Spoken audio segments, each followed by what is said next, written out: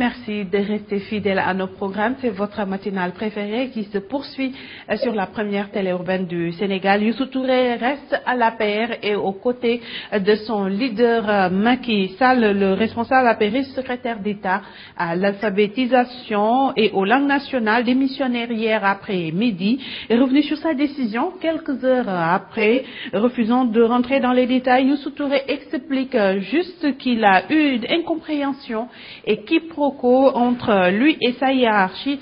Simon Pierre Faye a recueilli ses propos.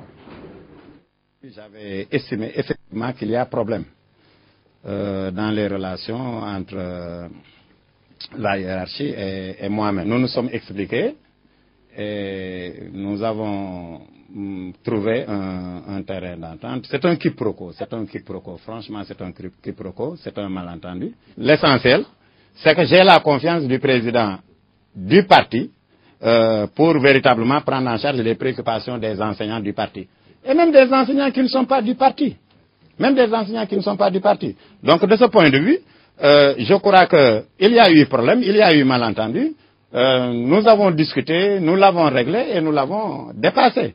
Et Youssou Touré a fait cette déclaration dans son domicile à Pékin. C'était en présence de la première dame, comme vous l'avez vu sur ces images, Marème Faye Sall, et du président du groupe parlementaire Benno Bokk Yakaar, Moustapha Diakhaté. Sa volte-face pourrait être mise sur le compte du Wax Waxet pour avoir pris une décision avant de retirer sa parole, une vraie fausse démission qui ne dit pas son nom. N'est-ce pas, Simon Pierre Faye?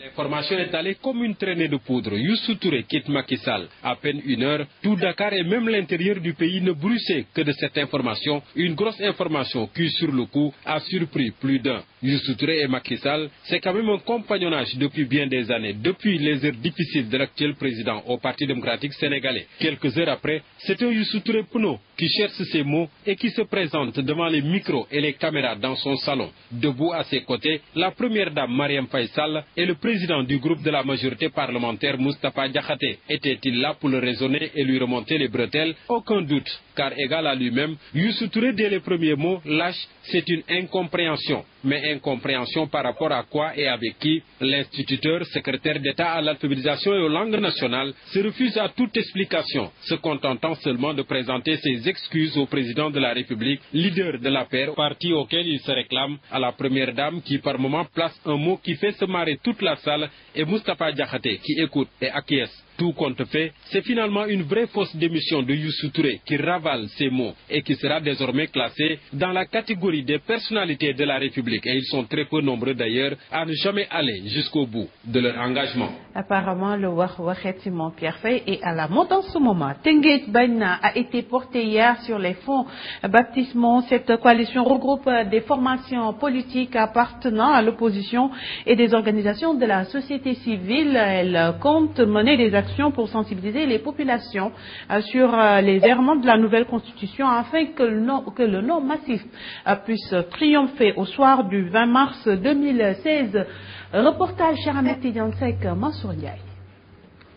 Exprimé à Rufisque un front comprenant des partis de l'opposition et des mouvements de la société civile affirment leur non-adhésion au référendum. Aujourd'hui, on entend le président de la République dire que cette réduction ne concerne pas ce mandat. Il y a problème.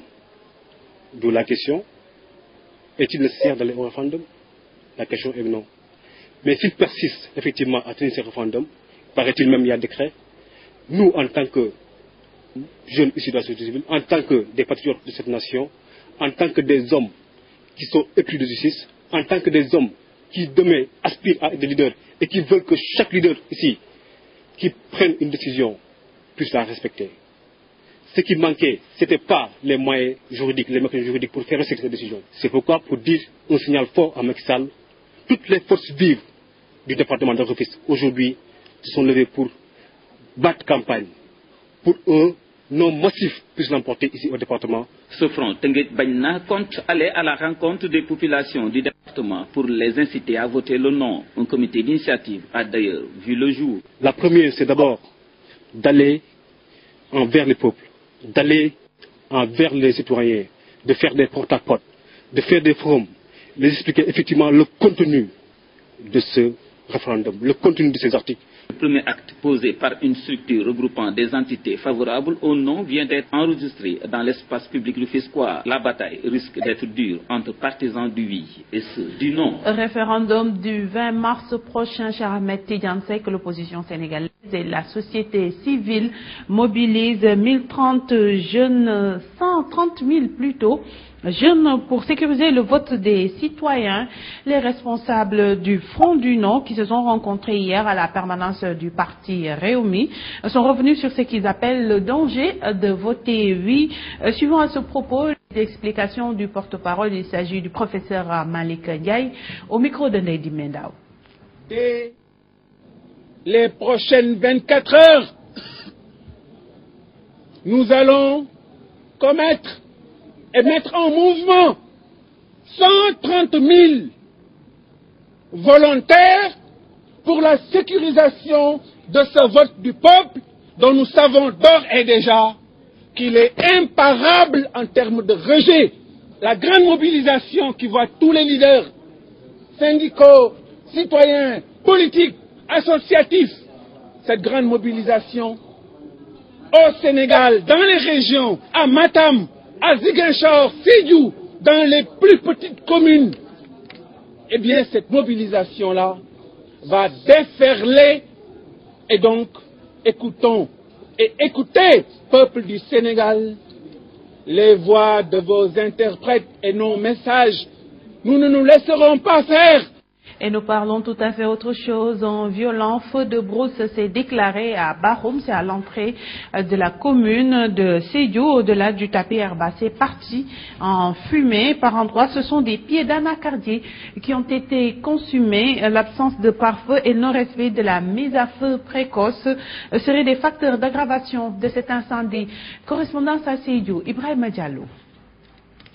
La célébration de la Journée mondiale de la protection civile ce 1er mars n'a pas été de tout repos pour la 43e compagnie d'incendie et de secours de Sédhiou après une matinée faite de débats, de sensibilisation et de stimulation sur les pratiques qui peuvent sauver. Le soir vers 19h30, du fait d'un violent feu de brousse qui s'est déclaré à Bakoum, à l'entrée de la commune de Sédhiou, les soldats du feu, sous la conduite de l'adjudant-chef Abdoul Mbaye, ont dû procéder à des évacuations de certaines populations de leur domicile avant de parvenir à circonscrire le danger. On nous a, à 19h35, on nous a alerté pour un feu de brousse menaçant les populations. Arrivé sur les lieux, nous avons trouvé un violent feu de brousse menaçant les populations. Nous sommes venus avec le premier secours. Arrivé sur les lieux, on a sécurisé les populations, évacué les populations pour plus de sécurité. Le pire a été évité de justesse. Heureusement, les sapeurs-pompiers sont arrivés à temps. Sinon, ça sera plus catastrophique.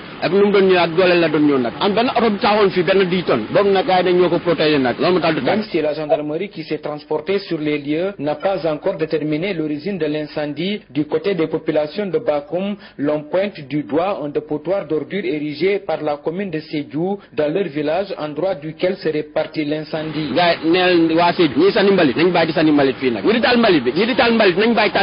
Ce feu de brousse d'une rare violence qui s'est déclaré ce 1er mars dans le village de Bakoum de la commune de Djendé, au-delà du tapis herbacé parti en fumée, a consumé par endroits des pieds d'anacardier, nous a-t-on appris. L'absence de pare-feu et le non-respect de la mise à feu précoce seraient des facteurs d'aggravation des feux de brousse. Un incendie qui coïncide avec la célébration de la Journée mondiale de la protection civile. Atou Seck, c'est le commandant de la 43e compagnie d'incendie et de secours de Sédhiou, évoque ici les motifs de leur intervention. Il est au micro d'Ibrahima Diallo. On a beaucoup de secours à victimes. Quand on dit secours à victimes, il y a des accidents.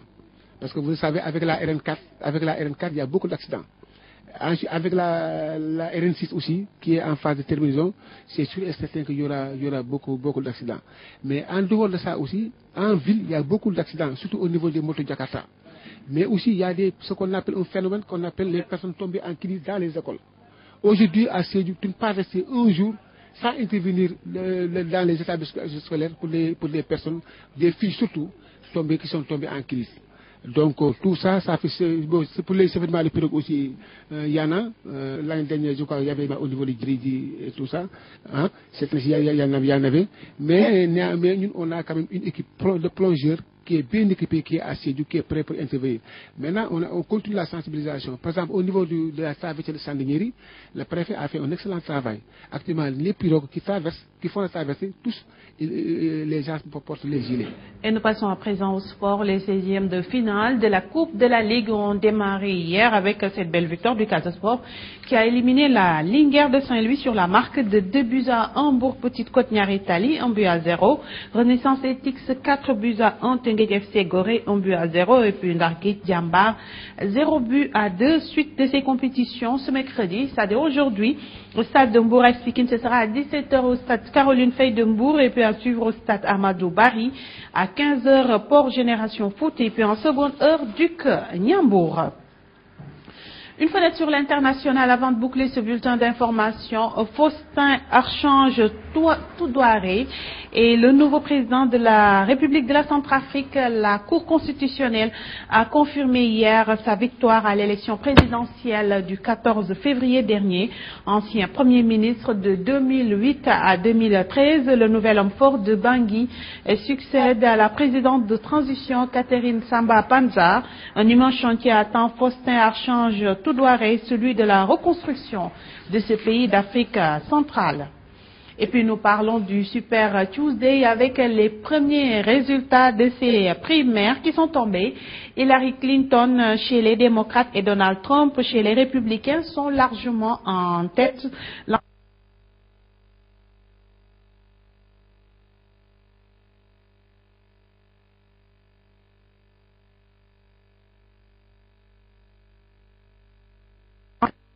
La Géorgie, la Virginie, l'Alabama, le Massachusetts, le Tennessee, mais aussi la Géorgie, la Virginie et le Vermont. C'est tout pour ce bulletin d'information. Merci de votre fidélité renouvelée à la première télé urbaine du Sénégal. L'info revient tout à l'heure à 7h30. Ce sera la version Wolof avec Mambé Ndiaye et Elhadji Ahmed Aïdara pour la revue des titres version française de 7h45. Mambé Ndiaye va vous retrouver pour le premier bulletin d'info en Wolof. Moi, je vous donne rendez-vous à 13h pour un autre rendez-vous. D'ici là, passez une bonne journée en compagnie de nos programmes.